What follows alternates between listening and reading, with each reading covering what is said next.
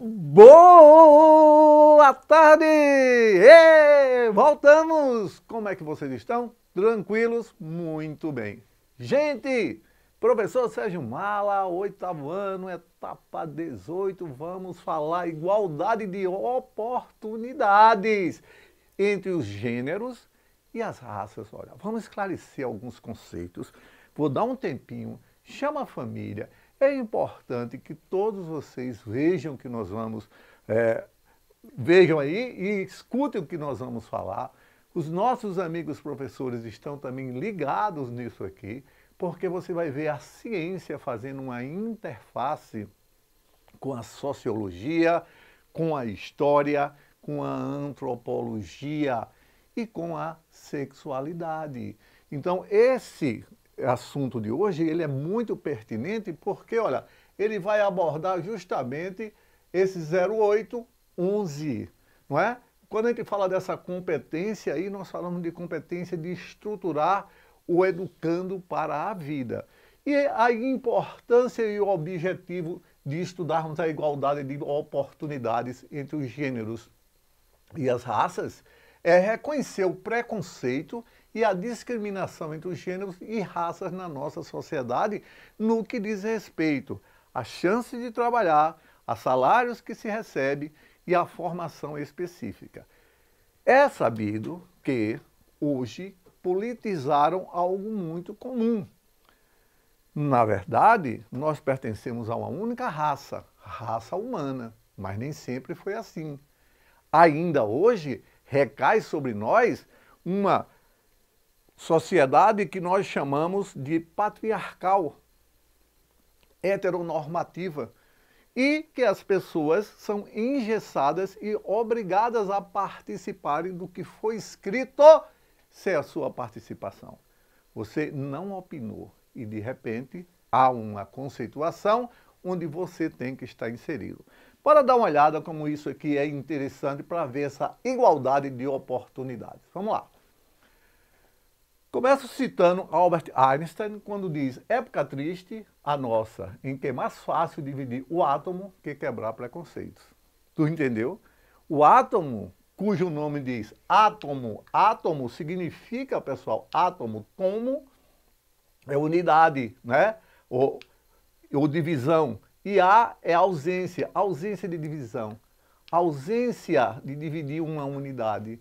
Porém, quando eu falo de preconceitos, significa dizer, olhei para uma pessoa, não a conheço e digo, esse menino deve ser muito inteligente. Olha só, ele é gordinho, ele tem os óculos, ele tem as bochechinhas vermelhas. Menino inteligente. Preconceituei, ou seja, eu descrevi uma pessoa antes de conhecê-la.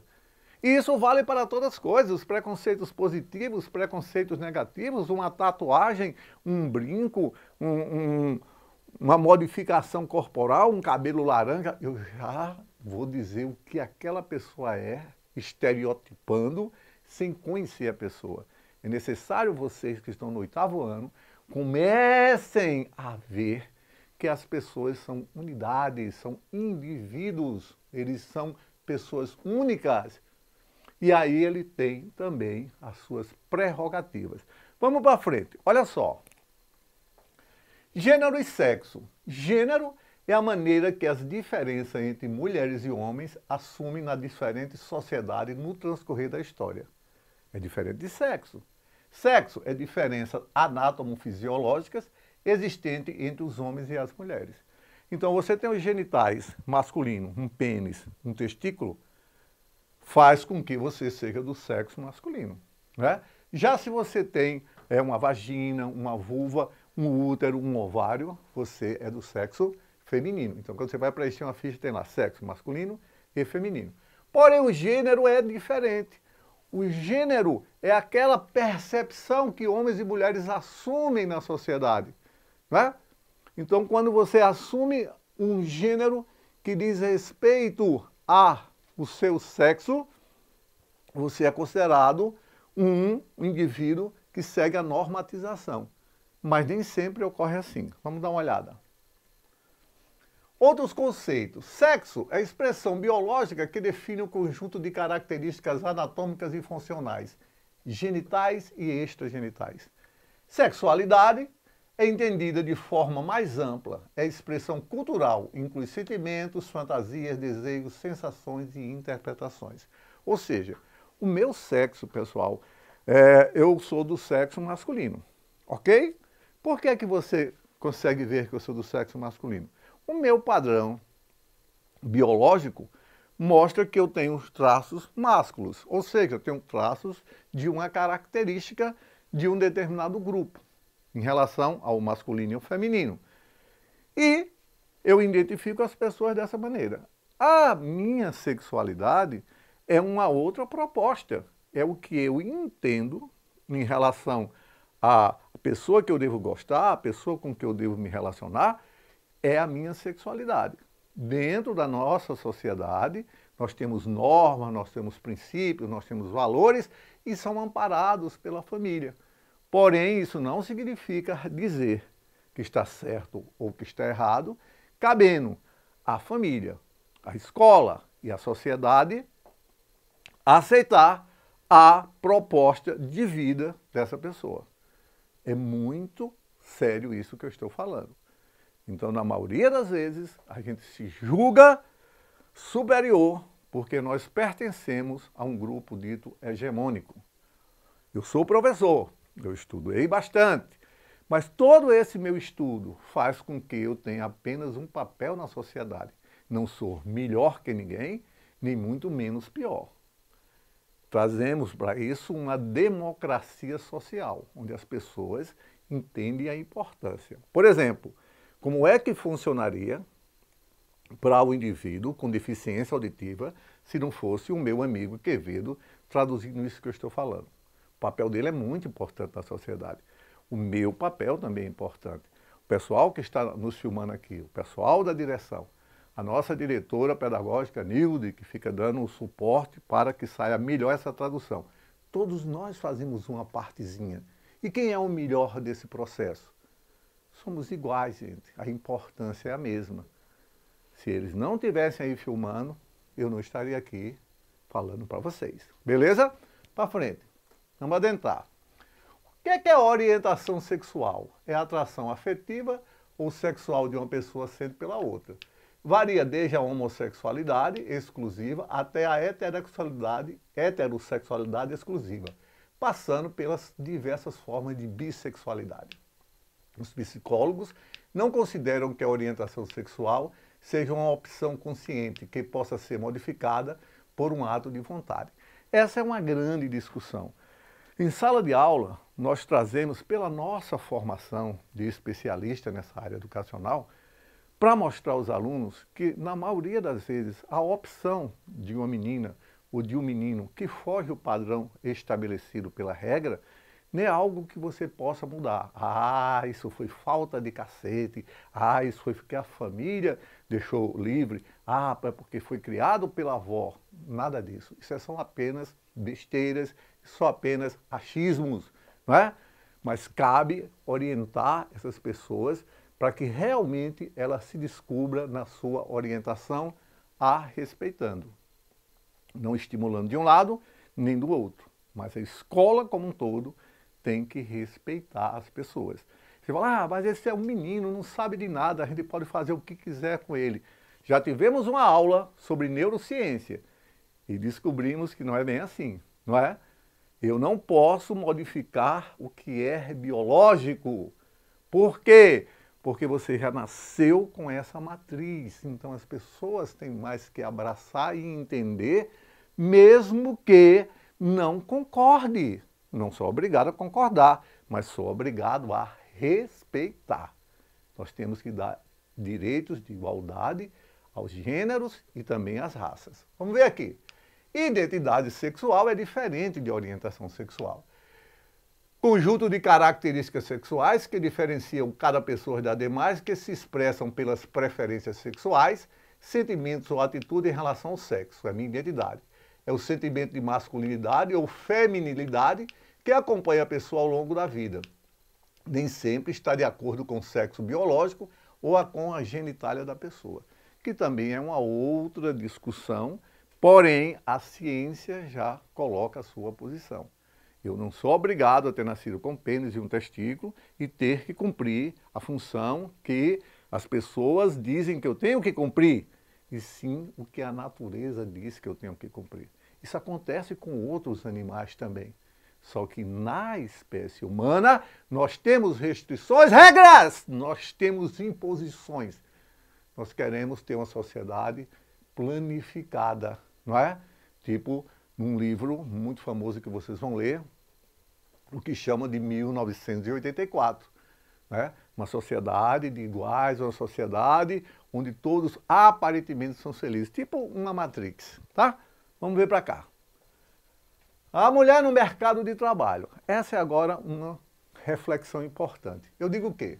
As mulheres constituem 70% dos mais pobres do mundo. Nos últimos 20 anos, o número de mulheres que vivem abaixo da linha da pobreza cresceu em 50%. Olha, isso é um absurdo, né? No Brasil, de todas as pessoas que recebem o salário mínimo, 53% são mulheres. O preço da hora de trabalho da mulher chega à média a custar 14,3 a menos que aquela paga um homem.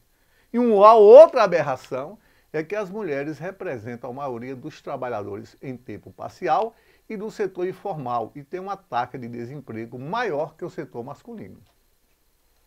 Isso é ou não é desigualdade? Muito grande.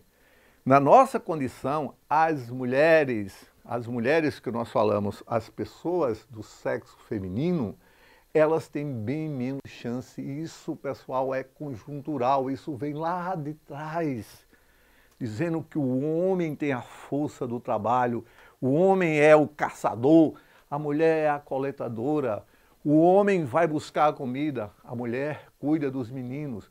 Só que depois, nós fomos observando, com o passar do tempo, que as mulheres tinham um potencial de buscar o seu lugar na sociedade. E isso é como se quebrasse a minha hegemonia, como se eu dissesse, não, eu sou o mais importante. Veja, o meu exemplo, o professor Sérgio Mala, professor do Colégio Castro Alves, o que eu tenho muito orgulho de pertencer, e também a rede municipal de ensino. Eu começo o meu trabalho todos os dias às 7 horas da manhã. Trabalho também em outras esferas, sou pesquisador, chego em casa sempre à noite.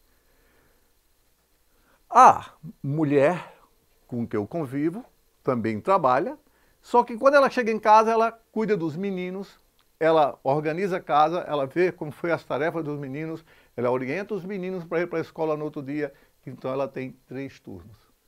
E a gente não consegue perceber isso. Por quê? Porque por ela receber menos, se eu receber mais, eu falo, eu sou o provedor, eu sou a infraestrutura e ela é a superestrutura. Então, esta desigualdade é que a gente não vê uma ação. Você fala, chama a mulher para pegar uma caixa, tal. Tá bom, beleza, talvez ela não tenha essa força muscular. Agora, chama você para organizar um fichário, o homem, não é? A gente é meio ruim dessa história de organização. Então, pessoal, existe sim trabalhos compatíveis e que deveria ser melhor remunerado. Pelo menos uma igualdade da remuneração. Ainda conforme Louro, um autor, não é nenhuma novidade que currículos, metodologia de ensino, linguagem e processo de avaliação sejam campos das diferenças de gênero, de sexualidade, de etnia, de classe e que, portanto, precisam ser questionados. Deve-se observar que nos arranjos escolares estão presentes as múltiplas e complicadas combinações de gênero, sexualidade, classe, raça, etnia e que nós mesmos estamos envolvidas ou envolvidos nessa relação de poder. Chegar e dizer assim, olha, vamos fazer a nossa festinha, bora! Meninos, arrume as carteiras. Meninas, vão buscar copinhos na cantina, vão buscar flores para enfeitar a sala de aula. Por quê? Por que é que eu faço essa diferença? Porque está incutida numa raiz, tá? Então, se é coisa de força, bota homem para fazer. Se é uma coisa de afetividade, é as meninas que vão ter que fazer. E isso, pessoal, gera uma repetição e que faz com que a mulher seja menos aproveitada. Não é que a mulher não possa pegar uma carteira, mas a gente já determina. A gente determina algumas coisas. Por exemplo, tem um menino que tem uma obesidade, não é? E aí o professor já fica preocupado de falar assim, porque aí vem um gordinho, ai meu Deus, não posso, porque ele vai pensar que é gordofobia, né? Aí tem um negro na sala dessa etnia. Aí eu falo, não, porque as pessoas de pele melanizadas, quer dizer, eu vou usar eufemismo para não encarar um problema de frente. Então, cabe aos professores se prepararem mais para que a gente aumente o empoderamento das minorias, das pessoas como um todo, e dizer que nós temos um lugar na sociedade e é garantido constitucionalmente. É a época melhor de aprender. É a época onde vocês estão tendo ponto de virada na cabeça de vocês. E essas aulas vão ajudar muito, pelo menos se você pensar um pouco sobre o que eu estou dizendo. Eu tenho aqui a distribuição de negros e brancos por faixa salarial, em salários mínimos. Ó. De 0 a meu salário mínimo, 6% de branco e 15% de negro. Vou lá para trás, vou lá para cima. De 5 a 10 salários mínimos, 8% os brancos, 3% negros. Mais de 10 salários mínimos. Significa dizer R$11.500. Olha, mais de 10, pelo menos ali. Começa ali, ó. De brancos, 4%, de negros, 1%. Então, gente, dá para ver, não dá para esconder que nós temos uma desigualdade, porque não existe resposta biológica para dizer, oh, negro tem que ganhar menos. Existe uma resposta cultural. Lembra que nós somos formados por 3 etnias. A branca, que são os colonizadores europeus, vieram com arma, com força, os índios, os donos da nossa terra, e os negros, que foram os escravos, que foram trazidos à força da África para aqui. E tu acha que eu ia trazer alguém doente? Eu ia trazer os melhores, pessoal. Por isso que os negros têm uma importância muito grande. E os meus beiços, tá vendo aqui, ó? Lábios de negro. Para mim é um grande orgulho ter esse sangue pulsando aqui. Também cabelinho de índio. E de branco só esse amarelo que eu tenho, né? Então eu sou um pardo típico, né? Sou um pardo típico. Aí veja, quando você acha que eu estou brincando, veja a expectativa dos professores, quantos de seu aluno de ensino médio você acha que completarão o ensino superior. Aí um professor branco, né, a visão do branco, do dominador, acredita que 58% vai concluir, de aluno branco concluir o ensino superior. Já negro diz, não, só 28%. Mas veja só, o professor negro, olha o que é que ele diz. Ele diz que alunos brancos, 61, e aluno negro, 37. Ele que é o professor e que tem essa cor, ele ainda traz o ranço do dominador sobre ele. Ele mesmo não acredita na etnia dele.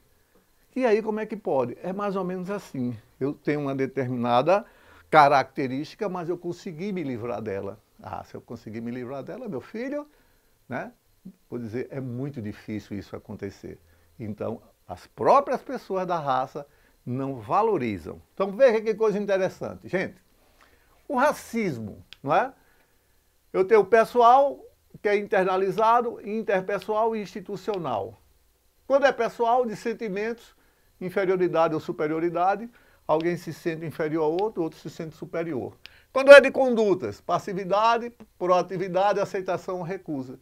Ou seja, sai daí você, seu índio, né? Sai daí seu branco peba, sai daí seu negro alguma outra coisa. Ou seja, é um pessoal de conduta. Interpessoal de ação, falta de respeito com as pessoas, porque acredita que aquela cor que ele nasceu o torna superior ao outro, de maneira alguma. Uma única coisa que pode nos distinguir é a capacidade de aprender e transmitir os conhecimentos. Fora isso, Mala, e financeiramente, é muito legal, né? Mas eu não troco determinados dinheiro pela cultura que eu já adquiri na minha vida através dos meus esforços. Mas como, Mala? Eu prefiro dinheiro. Sim, dinheiro acaba! Isso aqui, ó, só tem um cara que pode tirar 2, né? Um não posso chamar de cabra, que é Deus, e o outro é um tal de Alzheimer. Tirando isso, gente, ninguém vai me deixar pobre nunca.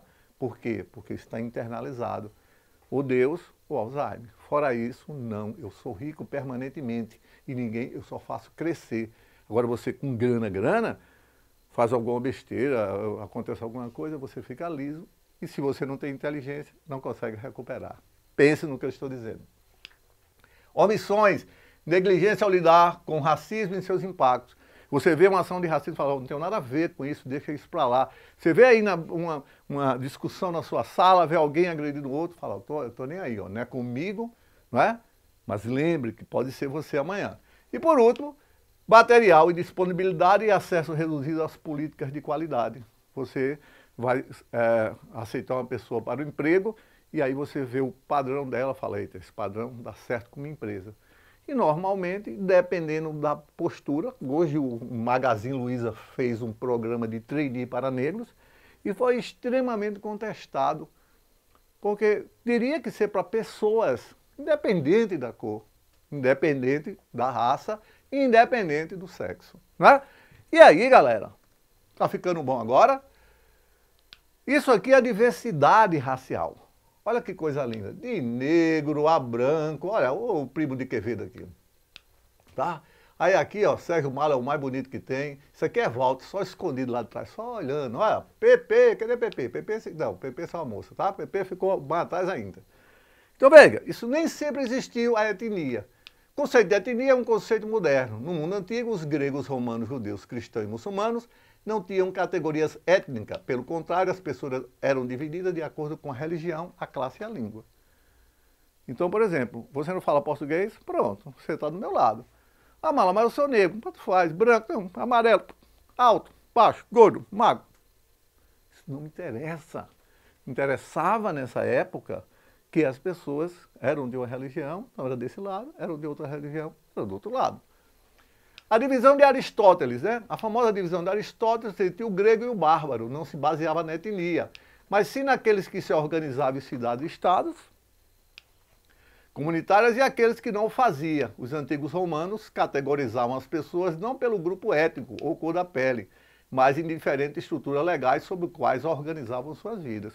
Os escravos, né? Os senadores, os imperadores, ou seja, ele organizava de uma maneira onde você tinha um estamento social. Você podia ser um preto, um azul, um amarelo, um encarnado, dependendo de onde ele colocasse, era que se dividia. Mas a gente tem umas coisas a falar sobre isso, isso é bem legal. Ó. A maioria dos antropólogos e biólogos vê a etnia como um agrupamento político com raízes na escravidão e no colonialismo. O número de etnias a que pertence a cada uma mudou ao longo do tempo e das nações, não por causa das respostas aos avanços científicos na biologia humana, mas sim em resposta a propósitos políticos. Então, o que foi que a gente fez? A gente fez uma divisão de modo que as pessoas poderiam ter uma determinada cor, porém, se ela fosse pobre e tivesse aquela cor, a gente agrupava ali e fomos separando isso. Depois, tenho que dizer que ninguém é 100%. Então, nessa minha etnia, o que é que eu vejo aqui? Ó, negro, índio e branco. As três etnias estão em mim, né? Nada comprovado verdadeiramente, porque os seres humanos se diferem geneticamente. Então, por exemplo, o meu amigo Quevedo, ele parece um caucasiano, mas se você fizer a análise genética dele, talvez ele tenha mais negro do que eu. Professor, isso é impossível. Não, não é. Quando fizeram Xuxa, aquela loira, né? Lá dos baixinhos, e José Sarney, um cabocão, que foi presidente da República, viram que o José Sarney tinha mais genes europeus do que a Xuxa. Fechando aqui, a gente vai dizer que as categorias. Então, eu tenho as categorias desse censo do Birô, diz que são 5. O branco, que é brancoide, o negro, que é o negroide, o índio norte-americano, que é o pele vermelha, o nativo havaiano, que é o polinésio, e outras ilhas do Pacífico. E aí a gente diz que existe o brancoide, negroide, mongoloide, australoide, polinésio e índio norte-americanos. E são etnias. Quem é um melhor que o outro, professor? Os europeus, né? Eles são melhores que nós. Nunca foram, nunca serão. Nós não tivemos as mesmas oportunidades. O primeiro a usar a palavra etnia com a palavra raça foi desse médico francês, François Bernier, e o jeito que causa a cor da pele nos europeus é diferente do jeito que causa a cor da pele clara em asiáticos do leste. Teve até uma aula com o PP, foi uma aula em conjunto, que ele falava que os negros eram mais, digamos, bem-sucedidos do esporte. E nós mostramos que em determinados esportes os brancos prevalecem. E para fechar, galera, Projeto Genoma Humano. O projeto Genoma Humano, que mapeou o código genético humano completo, provou que a raça não poderia ser identificada nos nossos genes. Pronto, fechou geral. Então, se a partir do momento que a ciência diz que olhando o gene, eu não sei se o negro, se o branco, se o amarelo, se o caucasiano, ele é diferente do outro, então eu não posso ter raças. E aí, cabe à nossa cultura, cabe à nossa sociedade começar a olhar para essas minorias e dar as chances reais que elas precisam. Vocês precisam de chance, como todo o ser humano precisa, porque uma condição precípua da humanidade, precípio é primária, primeira, tá? Que tem que ser, é ser feliz. Vá abstraindo tudo isso que eu disse e lutem por isso. Sejam felizes, conquiste seu lugar na sociedade. Vai ser uma luta desigual, professor, mas você vai conseguir se você tiver um firme propósito.